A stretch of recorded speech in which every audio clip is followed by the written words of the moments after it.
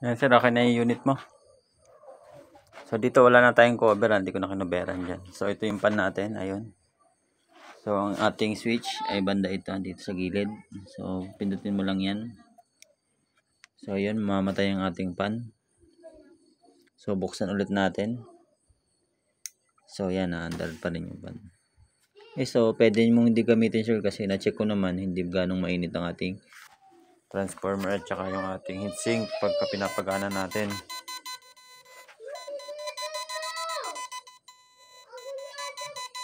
So spark natin sir, yan yung spark ng ating unit.